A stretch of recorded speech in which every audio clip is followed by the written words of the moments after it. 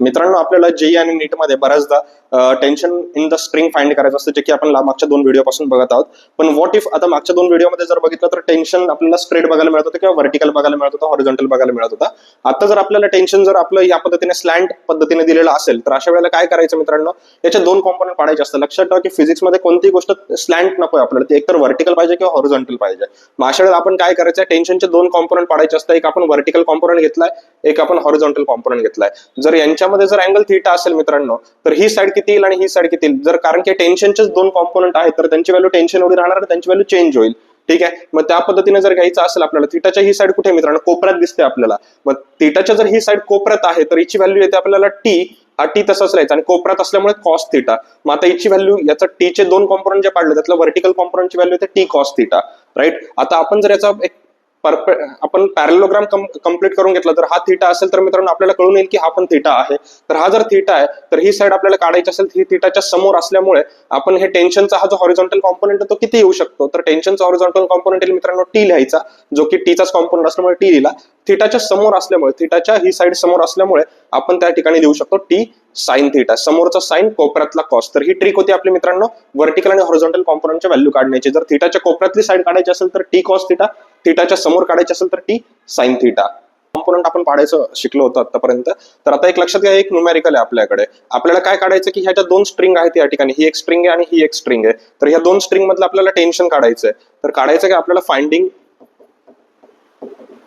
Tension. Okay, टेन्शनची value काढायची in both the strings. आपल्या ह्या दोन्ही स्ट्रिंग्स मधले टेन्शन काढायचे आहेत मित्रांनो. तर आपल्याला याच्यासाठी एफबीडी काढून घ्यावी लागेल, पण त्याच्या अगोदर टेन्शन देऊन घेऊया आपण या स्ट्रिंगसाठी. तर टेन्शन कसे देता येतील, आता हे 2 स्ट्रिंग म्हणजे डिफरंट स्ट्रिंग असलं तर टेन्शन पण डिफरंट येणार आहेत मित्रांनो. तर मी काय करतो, या ठिकाणी बघून घ्यायचं. तुमच्या एक गोष्ट लक्षात येईल की ही एक स्ट्रिंग, हिचं टेन्शन मी ह्या डायरेक्शन मध्ये मानून घेतलं. तुम्हाला मी मागच्या व्हिडिओमध्ये सांगितलं होतं कोणते टेन्शन घेताना it should be away from the body. So ह्या बॉडीपासून ते लांब जाताना आपण बघतोय. तर या ठिकाणी मी याला T1 म्हटलं. आता फिजिक्समध्ये कोणती गोष्ट तिरपी नसते, स्लॅन्ट नसते, आपण मागच्या व्हिडिओमध्ये शिकलो होतो.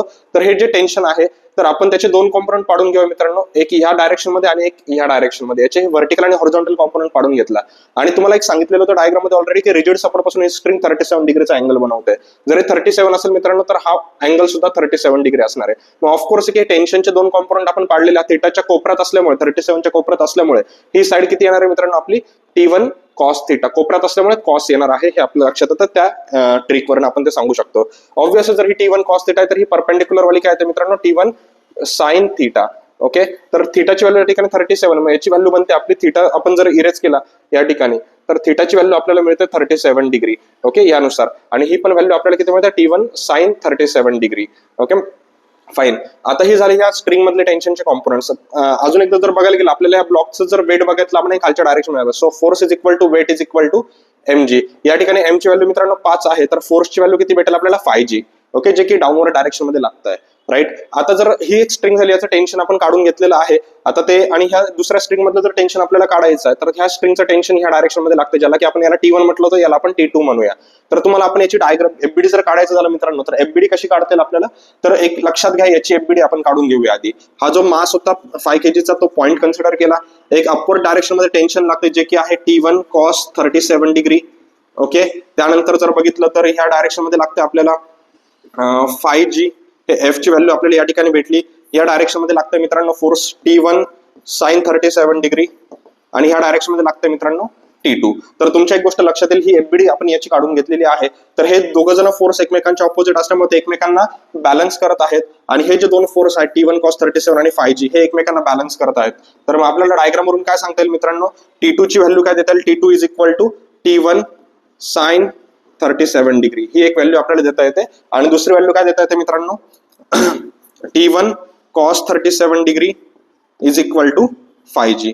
तर या पद्धतीने आपल्याला या व्हॅल्यू देता येतात. व्हिडिओमध्ये आपण हे बघितलेलं होतं, एक ट्रायंगल आपण कन्सिडर केलेला होता. एक अँगल जर 37 डिग्री असेल तर त्याच्या साइड्स आपण या पद्धतीने घ्यायचं सांगितलेलं होतं. आणि ही एक ट्रिक आपण मागच्या व्हिडिओमध्ये शिकलेलं होतं. cos 37 डिग्रीची व्हॅल्यू होते 4/5 आणि sin 37 डिग्रीची व्हॅल्यू होते 3/5. हे आपण मागच्या व्हिडिओमध्ये कव्हर केलेलं होतं. तर या ठिकाणी तुमच्या गोष्ट लक्षात येईल की हे इक्वेशन्स आपण काढून घेतलेले होते. मग या ठिकाणी cos 37 ची व्हॅल्यू आपण याच्यावरून कन्सिडर करू शकतो की 4/5 येत असते. मग या ठिकाणी काय मित्रांनो, T1 cos 37 is 4/5 is equal to 5. हा जो 5 आहे तो असाच घेतला आणि जी ची व्हॅल्यू आपण 10 घेतली. तर आपली ही व्हॅल्यू किती येते मित्रांनो, T1 is equal to 25 into 10 divide by 4. मग आपली ही T1 ची व्हॅल्यू आपल्याला काहीतरी 250 डिवाइड बाय 4 भेटते, जे की आपण डिवाइड करून ते कॅल्क्युलेशन करू शकतो. हे आपल्याला tension in the first string या ठिकाणी भेटलेलं आहे. आता जी T1 ची व्हॅल्यू ती तर आपण याच्यामध्ये टाकली तर आपल्याला T2 ची व्हॅल्यू भेटू शकते. T2 is equal to T1 into sine 37 डिग्रीची व्हॅल्यू आहे मित्रांनो 3/5. मग आपण या ठिकाणी साइन 37 जो आहे 37 डिग्री, तर याची व्हॅल्यू डिरेक्टली T1 ची व्हॅल्यू आपण 250 डिवाइड बाय 4 टाकली आणि हे साइन 37 ची व्हॅल्यू जी काय आहे 3/5 ती जर आपण टाकली आणि हे डिव्हिजन जर आपण सिम्पली करत गेलो तर आपल्याला T2 ची व्हॅल्यू पण भेटून जाईल 50 इंटू 3 डिवाइड बाय 4. तर हे कॅल्क्युलेशन जर तुम्ही केलं मित्रांनो तर आपल्याला tension in the both the strings भेटू शकतं.